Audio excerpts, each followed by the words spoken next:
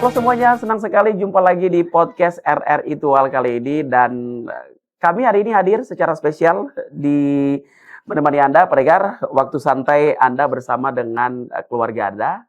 Ini menjadi obrolan yang sangat inspiratif dan tentu sangat dekat dengan kehidupan masyarakat di saat ini. Pendengar dan pemirsa, Anda yang menyaksikan kami melalui podcast RRI Tual, saya Gori Janan akan menemani Anda.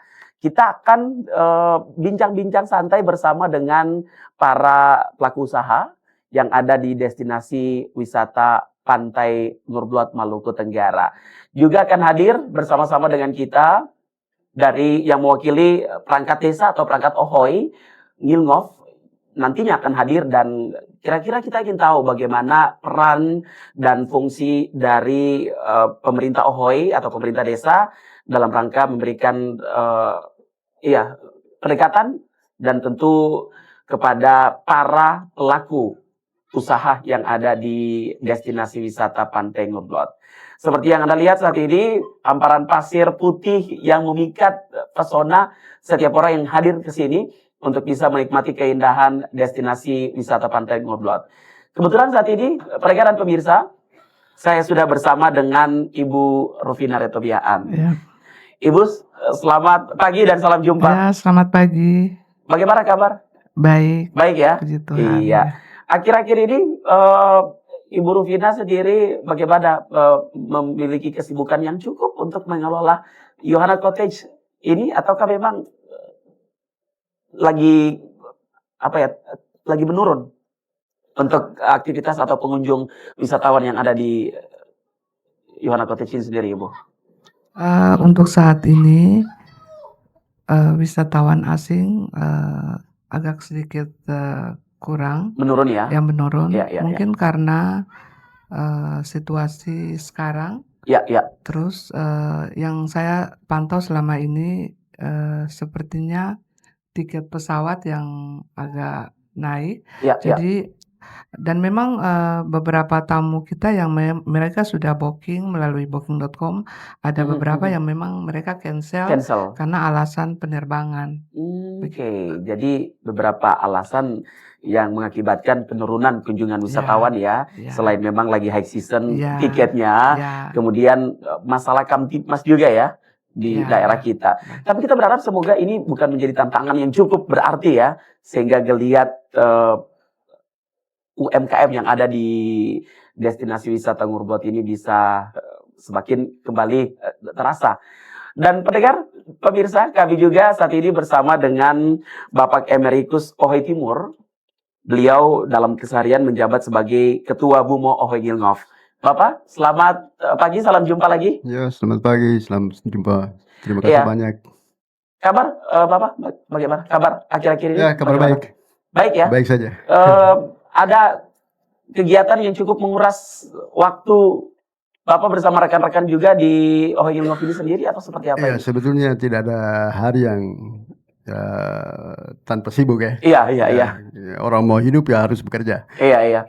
Lalu bicara tentang Desa Ngilngov ini, maka satu hal yang perlu dipacu dan untuk kedepannya ini soal pariwisata. Ya. Dengan pantai yang kita sama-sama sudah ketahui, Pantai Ngurbluat, yang bagi saya sangat menjanjikan. Dan saya sendiri baru beberapa hari ini menjabat sebagai Ketua Bumo, tapi bukan baru di Pasir Panjang karena saya ikuti itu dari pertama kali masih hutan dibuka sampai sekarang ini kita ada di sini. Dan bahkan Bapak juga terlibat sebagai pegiat atau pelaku UMKM di sini ya. Ini menjabat baru beberapa hari sebagai Ketua Bumo, tapi geliat UMKM juga, bahkan beliau juga sebagai salah satu pegiat UMKM yang ada di destinasi wisata Ngurbluat. Apa yang disampaikan bahwa tiada hari tanpa kesibukan, karena kita tahu Ngurbluat ini sendiri merupakan barometer destinasi wisata yang ada di Maluku Tenggara secara luas juga di Provinsi Maluku. Ini memberikan kontribusi yang cukup besar. Bisa kita katakan bahwa berarti peranan dari perangkat Ohoy atau perangkat desa ini cukup terlihat untuk bisa memberikan pendampingan terhadap para pelaku UMKM yang ada di destinasi wisata Pantai Nurbot. Saya ke Ibu Rufina dulu nih. Ibu Rufina, ini sangat menarik ya. Sejak kapan mulai mendirikan Yohana Cottage ini sendiri, Ibu? Ya, baik. Kita awal membangun penginapan ini tahun 2016. Ya. Sebelumnya kita juga ada usaha di lokasi di situ, tetapi kita melihat bahwa sepertinya ke depan kita harus buat penginapan karena kita lihat sudah mulai ada banyak tamu-tamu. Dan kita pikir lebih baik mungkin di tepi pantai di sini. Terus dari awal 2016 kita mulai bangun awalnya 1 kamar. Itu pas 2016 itu pas awal Metikei pertama itu. Ya. Setelah kita bangun 1 kamar, terus tahun itu juga pas ada orang Jerman, mereka suami istri, mereka datang dan mereka membuka dive center di sini. Dari situ kita mulai sama-sama, kita diajak bekerja sama, dan mereka mendatangkan tamu-tamu, dan ya sudah, karena 1 kamar mungkin tidak cukup karena banyak tamu. Banyak yang hadir. Ya, akhirnya sampai saat ini dari awal 2016, sekarang 2026, kita sudah di sini Yohana Cottage dan Teresa Bean sudah ada 5 kamar, dan di Josefa lagi itu kita punya juga, itu ada 2 kamar. Jadi total kamar yang kita miliki sekarang 7 kamar. Berarti kita bersyukur ya bahwa ternyata kunjungan wisatawan ini berdampak positif, tidak hanya terkait dengan income, tapi mereka juga membuka network yang lebih besar ya, jaringan yang lebih besar, terbukti dengan kehadiran wisatawan pertama ya dari keluarga dari Jerman. Mereka membuka diving center di sini dan mengajak relatif mereka, kerabat mereka maupun rekan-rekan mereka di negaranya untuk bisa hadir di sini. Akhirnya perkembangannya ini semakin hari semakin pesat ya. Ini merupakan dampak yang sangat luar biasa. Pendengar dan pemirsa, kita bisa lihat dari kehadiran Yohana Cottage. Untuk fasilitas yang ada di sini sendiri saat ini, Ibu, tersedianya apa saja? Kita di sini fasilitas kamar, kita ada air condition AC, terus untuk air panas, semua kamar mandi dalam, dan harga kamar rata-rata di sini 500 sampai 1 juta, 1.200.000. Itu harga kamar itu udah masuk di sarapan pagi, breakfast. Oke, include breakfast ya. Jadi yang misalnya yang 500.000 juga tetap include breakfast. Oke. Ini sangat menarik ya, beberapa fasilitas yang sudah dilengkapi, dan juga ini berbau digitalisasi juga ya, Ibu. Apakah memang sudah go digitalisasi Yohana Cottage ini sendiri sudah bisa di-booking melalui website tertentu, atau seperti apa fasilitas yang juga diberikan sehingga menjadi mudah untuk para wisatawan yang ingin datang untuk akses mereka bisa langsung bisa dikatakan mendapatkan tempat dari Yohana Cottage ini sendiri, Ibu? Iya, baik. Awalnya kita belum mempromosikan di medsos kayak gitu, tapi kadang dari tamu-tamu kita, jadi mereka mungkin dari teman ke teman. Terus selanjutnya sekarang kan sudah ada medsos yang kita bisa promosikan tempat kita. Jadi selama ini yang kita promosikan itu melalui Google Maps, terus Facebook, terus TikTok, Instagram juga. Terus ada website booking.com. Itu kita bekerja sama dengan mereka, dan kebanyakan tamu juga yang mereka pesan lewat itu booking.com. Bagaimana Ibu, boleh diceritakan awal Ibu bisa bekerja sama dengan website itu? Apakah memang ada dari pihak manajemen Ibu sendiri ya, Yohana Cottage sendiri yang menghubungi, ataukah memang ada pihak-pihak tertentu yang ingin mengadakan kerjasama bersama dengan pihak Yohana Cottage sendiri? Saya rasa bukan kita yang ini, tapi kita melihat kira-kira jalan apa yang kita memang harus buat supaya kita orang bisa tahu bahwa di Ngorbelat ada penginapan-penginapan yang tidak kalah dengan tempat lain dan pantai di sini. Lalu kita lihat di medsos, lalu kebetulan anak saya dia bisa membuat Iya. itu jadi bisa dimasukkan di booking.com. Dipermudah ya. Iya, dipermudah. Ini sangat menarik, pendengar dan pemirsa. Nanti kita pasti ingin tahu bagaimana ini, apakah memang kunjungan wisatawan yang mengunjunginya lewat website itu cukup banyak, ataukah wisatawan lokal juga di wilayah Maluku Tenggara dan juga Provinsi Maluku dan sekitarnya juga mungkin datang secara langsung dan menggunakan jasa dari Yohana Cottage ini sendiri. Sebelumnya saya ke Bapak Ohoy Timur dulu nih Bapak. Bagaimana fungsi dan peran dari Ohoy sendiri memberikan pendampingan terhadap para pelaku usaha yang ada di destinasi wisata Pantai Ngurblot ini sendiri, Bapak? Ya, terima kasih. Kalau khusus di Desa Ngilinghof ini, kami melihat bahwa satu hal yang bisa mengangkat martabat, harkat hidup, kehidupan masyarakat di desa ini adalah Pantai Ngurblot khususnya dan usaha pariwisata pada umumnya. Oleh karena itu kami pikir soal pariwisata ini harus betul-betul digenjot untuk kedepannya, harus bisa berdampak positif ke kehidupan masyarakat. Perlu diketahui bahwa Pantai objek wisata Ngurblot ini dibuka sekitar kalau tidak salah tahun 1999, bukan ya, 1989, 1890 sekitar itu. Berarti akhir 80-an dan awal 90-an ya, awal tahun 90-an. Jadi kelihatannya saya sampai sekarang ini melihat bahwa pasir panjang ini sepertinya berjalan di tempat. Ya, sekalipun kita tidak bisa menepik kita lihat contoh bahwa ada sedikit perkembangan, sedikit-sedikit ada, tetapi secara keseluruhan terlalu lamban perkembangannya karena sekitar 30 tahun sekian ini yang ada itu yang terlihat sekarang. Berarti di sini ada kesenjangan, di sini ada miss, di sini kerjasama antara pemerintah desa dan pemerintah daerah dia mandek. Ya, oleh karena itu perlu ada terobosan baru, harus ada kerjasama yang kontinu dengan pemerintah daerah untuk bagaimana mengangkat ini, karena perlu diketahui bahwa dari sekian banyak objek wisata di Maluku Tenggara ini, maka baru Pasir Panjang memberikan kontribusi ke pemerintah daerah lewat distribusi karcis.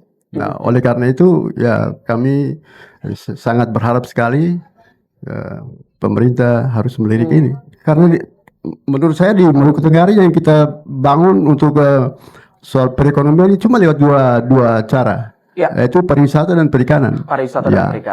Dan kalau itu tidak dilakukan maka masyarakat akan susah. Leading sektor di Maluku Tenggara pariwisata dan perikanan. Sementara saat ini pun kita lihat bahwa apa yang menjadi sudah dijelaskan oleh Bapak Ohoy Timur sendiri terkait dengan keberadaan destinasi wisata Pantai Ngurblot sejak akhir 80-an dan awal 90-an hingga saat ini kurang lebih 30 tahun keberadaannya. Tadi dikatakan oleh pihak Ohoy sendiri, mau dibilang maju pun agak enggan, tidak pun enggan ya, karena memang seperti yang kita lihat saat ini. Tapi memang ini hal positif dari destinasi wisata Pantai Ngurblot karena memberikan PAD dampaknya PAD kepada Kabupaten Maluku Tenggara yang cukup signifikan dibandingkan dengan destinasi wisata lainnya yang ada di daerah kita. Ini hal positif yang harus kita jadikan sebuah catatan, sehingga bagaimana sinergitas antara pemerintah daerah bersama dengan perangkat Ohoy atau perangkat desa dan juga para pegiat atau pelaku UMKM yang ada di destinasi wisata Pantai Ngurblot. Tapi Bapak, bagaimana pendampingan yang diberikan dari Ohoy? Artinya mungkin ada aturan-aturan yang diberlakukan dari pemerintah desa atau Ohoy sendiri terhadap para pelaku UMKM yang ada di destinasi wisata Pantai Ngurblot ini sendiri. Terima kasih banyak. Ini pemerintah desa Ngilinghof secara khusus memandang pariwisata ini sebagai leading sector di kampung ini, untuk bagaimana masyarakat bisa hidup. Karena Kalau boleh saya bilang bahwa sekitar 80 sekian persen masyarakat Nyelengop gantung hidup di pariwisata. Jadi baik itu yang punya tempat jualan atau kapal cottage, yang punya speedboat, termasuk nelayan, apa segala macam itu kan berhubungan dengan pariwisata. Oleh karena itu pariwisata ini harus dibangun. Ketika pariwisata dibangun, maka dengan sendirinya yang lain juga akan bergerak. Perikanan dia harus bergerak, pertanian apalagi semuanya bergerak. Ya, oleh karena itu saya minta semua pihak ya supaya lebih konsen terhadap pembangunan pariwisata. Saya melihat sekarang ada seperti erosi budaya. Kalau dulu waktu pariwisata mulai digenjot dibangun di Maluku Tenggara, itu Sabta Pesona itu betul-betul disosialisasikan di segala tingkat. Nah, kelihatannya diputus. Padahal menurut saya itu harus setiap saat dia jalan terus karena generasi ganti generasi itu harus ditularkan secara terus menerus. Apalagi soal keamanan di dalam pariwisata itu, keamanan itu hal yang paling utama. Dan tidak boleh dikesampingkan. Itu hal pertama. Jadi kalau setiap kali ada keributan, perkelahian, sebetulnya itu hal yang paling salah di dalam dunia pariwisata. Kita meracuni diri sendiri dengan cara yang seperti begitu. Oleh karena itu saya minta semua pihak untuk memahami bahwa ketika contohnya Pantai Ngurubata ini, ketika dulu kita sepakat bahwa pantai ini dijadikan destinasi wisata, maka secara sadar atau tidak sadar kita menyerahkan pantai ini untuk menjadi milik banyak orang seluruh dunia, bagi siapa saja yang punya keinginan untuk datang ke sini. Oleh karena itu kita hanya menjaga dengan memberikan aturan. Ketika dia bayar karcis, dia masuk di sini, pantai ini milik dia. Dan dia punya hak untuk dijaga, dijamin keamanannya. Oleh karena itu saya menekankan di sini soal keamanan. Jadi perilaku manusia di tempat destinasi wisata, juga para pengunjung itu harus mengikuti itu tuntutan aturan. Baik, rekan pemirsa, sangat menarik sekali apa yang dikatakan oleh Bapak Ohoi Timur sendiri dari pihak Ohoi atau pihak desa terkait dengan ketika sudah bersepakat untuk tempat ini dijadikan destinasi wisata, maka tempat ini bukan hanya milik masyarakat atau warga Ohoi Nyelengop, tapi milik semua orang yang datang dan berkunjung ke sini, namun tentu dengan aturan-aturan yang diberlakukan. Masalah keamanan juga menjadi kunci kesuksesan sebuah destinasi wisata yang menjadi lebih berkembang, maju dan modern. Ini hal penting yang bisa kita lihat dari apa yang sudah disampaikan dari melalui Bapak Ohoi Timur. Saya ke Ibu Rufina lagi ya. Ini sangat menarik sekali Ibu. Tadi sempat terputus di perbincangan kita sebelumnya bahwa saya ingin tahu kira-kira bagaimana terkait dengan kunjungan wisatawan ke sini. Frekuensi dari wisatawan mancanegara maupun wisatawan lokal yang ada di sekitar Maluku Tenggara, Pulau K maupun di beberapa provinsi lain yang ada di tanah air ini sendiri.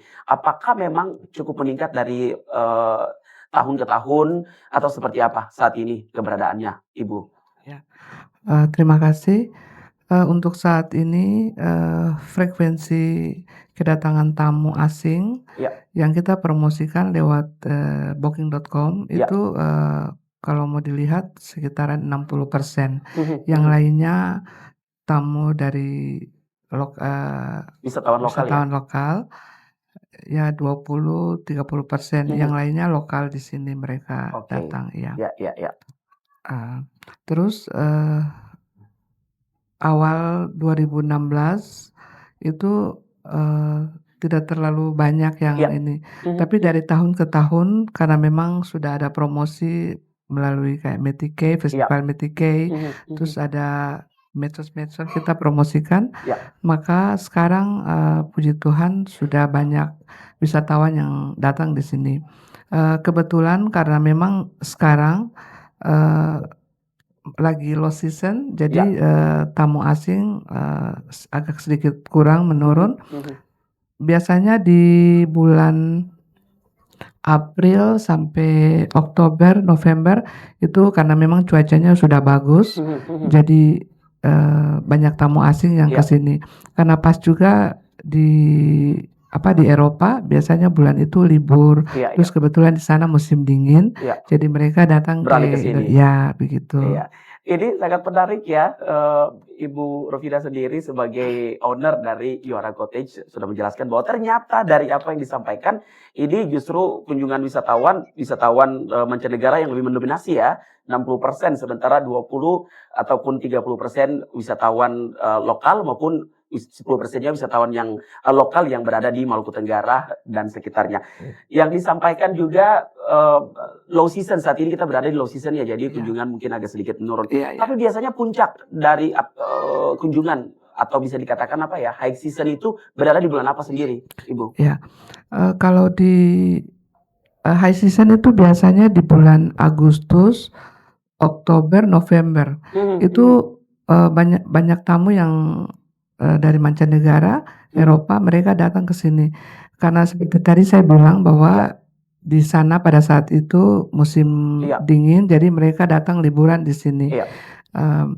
Dan pada saat itu kalau mau dibilang kita sampai tolak tamu karena memang banyak yang datang di sini ya. Dari Agustus, September, Oktober.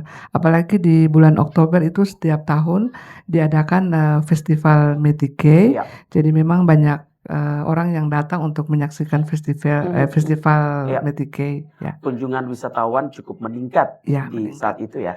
Ini menarik Ibu, apakah memang dari kunjungan wisatawan itu mereka sudah book sebelumnya tempat ini, ataukah memang ketika datang baru langsung ke sini dan menggunakan jasa Yohana Cottage ini sendiri? Kebanyakan itu mereka sudah booking 1 bulan, 2 bulan sebelum. Jadi mereka pas datang, jadi untuk sekarang saja sementara di bulan September, Oktober kita sudah ada banyak bookingan, terutama sudah melakukan reservasi ya. Iya, mereka sudah reservasi untuk tinggal. Jadi untuk sementara di Yohana, Teresebin sama Yosefa itu di bulan Oktober sampai Oktober itu sudah full book. Hampir full book. Ya, begitu. Nanti di antara bulan Juni Juli ini yang belum ya untuk saat ini belum sudah ada tapi tidak full. Cuman yang saya bilang di bulan September Oktober itu sudah ada banyak bookingan.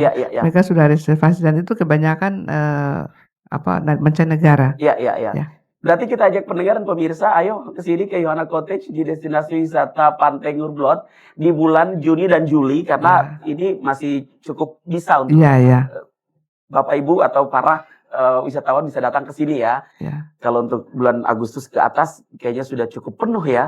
Ini merupakan sebuah kemajuan yang sangat signifikan yang kita lihat dari dampak kehadiran Yohana Cottage dengan berbagai kemudahan, fasilitas yang diberikan. Sejauh ini Ibu, mungkin kita kembali lagi ya karena sudah menerima banyak sekali wisatawan mancanegara maupun wisatawan lokal yang hadir. Bagaimana impression mereka atau kesan mereka ketika berada di Yohana Cottage ini sendiri, Ibu? Ya, baik.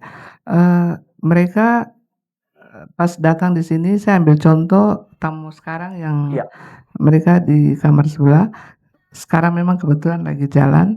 Mereka pas datang, mereka mungkin tidak membayangkan bahwa mereka datang di pantai pasirnya yang begitu halus dan pada saat di sini bisa lihat sekarang kondisi sekarang bahwa kondisi alamnya pantainya bersih dan cuacanya bagus. Pas mereka ke sini mereka kayak wow begitu bagus di sini. Mereka memang senang. Berarti kesan yang menyenangkan pertama datang mereka lihat suasana pantainya sudah mereka senang begitu. Berarti ini menandakan bahwa tim Ibu sendiri dari Yohana Cottage cukup sukses untuk mempromosikan di media sosial. Pasti sebelum datang mereka cukup lihat dulu dan ini terbukti dengan kesan yang sangat menakjubkan dari para wisatawan bisa hadir ke sini langsung menginap langsung di atas bibir pantai pasir putih terhalus nomor 2 di dunia. Pendengar dan pemirsa, Ibu Yohana Cottage, tadi sudah dijelaskan bagaimana kunjungan wisatawan ke sini dan juga kesan mereka. Tapi pasti membangun sebuah usaha ataupun memajukan sebuah destinasi wisata untuk bisa lebih berkembang dan maju lebih pesat lagi pasti ada kendala dan tantangan. Selama ini tantangan terbesar yang Ibu hadapi ya di Yohana Cottage ini sendiri apa, Ibu? Kalau menurut saya tantangannya ada, tapi menurut saya tidak terlalu berdampak begitu. Karena rata-rata kita kalau sekarang kita kan tamu-tamu kita kebanyakan mancanegara, otomatis bahwa orang dan kita yang bekerja di sini setidaknya harus bisa berbahasa Inggris. Itu kalau saya tuh kendala pertama. Karena kalau kita datang terus kita mau menerima tamu, sedangkan tamu asing ini kita tidak bisa berbahasa Inggris. Tapi ya kebetulan saya sama anak saya, kita juga walaupun bahasa Inggris ini bisa untuk melayani tamu berbahasa mau menyampaikan sesuatu begitu. Sama dengan Pak Amerikus juga sama bisa bahasa Inggris. Berarti terpikirkah Ibu untuk mungkin sambil membangun usaha mungkin belajar bahasa Inggris lebih mendalam atau setidaknya mungkin bisa membantu Ibu untuk bisa nanti berkomunikasi lebih baik lagi atau seperti apa ini? Saya memang tidak mengikuti kursus atau tapi mungkin sewaktu masih sekolah saya memang suka bahasa Inggris dan setelah ada tamu yang kita harus komunikasi pakai bahasa Inggris, kita kadang awalnya mungkin bahasa Inggris tidak terlalu fasih gitu, tapi kalau kita lama-lama kita komunikasi tiap hari begitu, akhirnya bisa juga. Begitu. Iya, berarti ini mungkin sedikit kendala ya, hanya sedikit kendala saja ya, tapi tidak terlalu berarti karena juga dibantu oleh tim juga ya. Iya, sangat menarik sekali. Pendengar pemirsa, obrolan kita bersama di podcast kali ini. Saya ke Bapak Ohi Timur dulu sebagai perangkat Ohi ya, ini Ketua Bumo Ohi Ngilngov sendiri. Dari tadi apa yang sudah dijelaskan, kira-kira Bapak ini data ya yang ada dari pihak OHI sendiri, bagaimana aktivitas warga masyarakat dalam hal ini wisatawan lokal maupun wisatawan mancanegara secara umum berkunjung ke destinasi wisata Ngurlot ini sendiri, trennya memang menurun atau meningkat dari hari ke hari bahkan dari tahun ke tahun, Bapak? Baik, saya pikir sama ya. Ini ada sebetulnya kita di Pasir Panjang ini ada satu keuntungan karena dia yang paling bagus dan paling dekat dengan kota. Itu yang keunggulannya di situ. Hanya saya selalu bilang ke masyarakat bahwa kita tidak bisa hanya mengharapkan pasir itu saja. Kita harus melakukan apa untuk melengkapi itu. Jadi penataan itu penting. Suatu tempat wisata kalau dia itu bilang dia itu menarik, kalau setiap saat dia menawarkan hal-hal yang baru, kalau tidak ada akan mati. Jadi apalagi dengan medsos yang berseliweran ke sana kemari sekarang, kemarin promosi kan tidak susah. Siapa saja bisa berpromosi. Promosi gratis lagi. Terima kasih banyak untuk para pengunjung Pasir Panjang. Saya secara khusus harus mengapresiasi para pengunjung yang dengan sukarela tanpa sadar itu mereka promosikan Pasir Panjang luar biasa. Terima kasih banyak. Ke depan pasti kita ada perhatian khusus untuk pengunjung yang setia. Nah, pasti kita pantau pengunjung setiap saat itu. Nah, ini orang ini dia bagus, ini datang terus, dapat ini. Seperti begitu, itu hal-hal yang membuat bagaimana orang tertarik ke Pasir Panjang. Saya sendiri seharian sebagai seniman juga, pelukis, pematung, segala macam. Nah, untuk itulah saya kemarin pengen sekali untuk bergabung ke Bumo dalam hal ini pengelolaan Pasir Panjang itu untuk bisa merubah ini. Saya bilang kasih waktu saya 2 tahun, 1 tahun terlalu cepat. Kasih waktu 2 tahun supaya saya mau kasih motivasi untuk anak-anak muda ini, bagaimana kecintaan kampung itu bukan hanya dengan berkelahi. Bela kampung mungkin dengan berkelahi, itu salah besar. Nah, cinta kampung itu harus berbuat sesuatu. Saya dulu itu ikut membangun kampung itu bukan dengan uang, tidak. Kita menawarkan program ke pemerintah desa. Uangnya dari mana? Cari sendiri. Yang penting kita butuh persetujuan dari desa. Nah, saya ingin anak-anak muda Ngilngof dan DKI ini harus melakukan hal yang sama. Hidup itu susah, kita yang buat susah sendiri. Tidak ada orang yang lain bikin susah kita, kita yang menyusahkan kita punya diri sendiri. Saya sampai bilang begini, Tuhan menciptakan kamu begitu sempurnanya, luar biasa. Tapi kamu abaikan, kamu punya kesempurnaan itu untuk hal-hal yang tidak berguna. Mari sini supaya saya kasih tahu cara hidup yang baik, yang benar.